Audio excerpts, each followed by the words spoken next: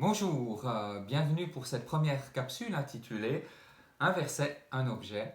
Je m'appelle Stéphane Rouet, je suis pasteur dans l'église réformée de Diès-Lamboin-Presles, en dessus de la Neuville et au pied du Chasseral. Un verset, le tout premier verset de la Bible dans le livre de la Genèse, où il est écrit « Au commencement, Dieu créa le ciel et la terre ». Un objet, il s'agit du globe terrestre.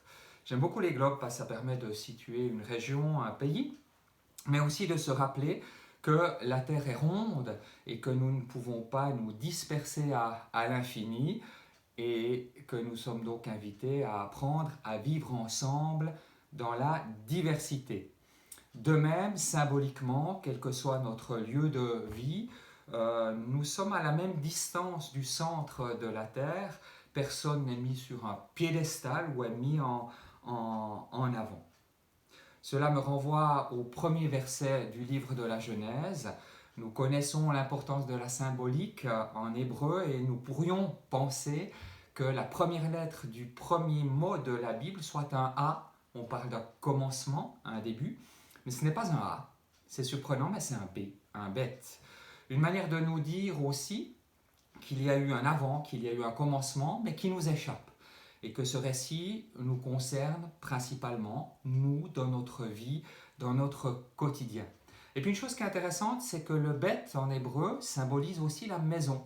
On nous dit que la création, que la terre est habitée par la diversité de femmes, d'hommes, d'enfants, de cultures, de convictions différentes. Et je trouve qu'il y a là une belle image pour nous rappeler aussi la diversité avec laquelle Dieu vient se manifester dans nos vies. Souvent, lorsque nous prions, demandons quelque chose à Dieu, nous avons des attentes particulières et relativement précises.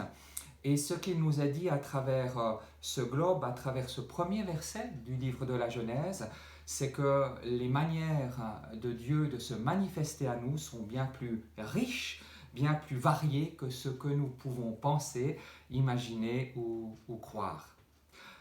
Alors j'aimerais terminer avec une parole qui m'accompagne depuis bien des années et qui dit ceci: lorsqu'une porte se ferme sur le bonheur, bien souvent, nous regardons si longtemps la porte fermée que nous ne voyons pas les nouvelles portes que Dieu ouvre pour nous.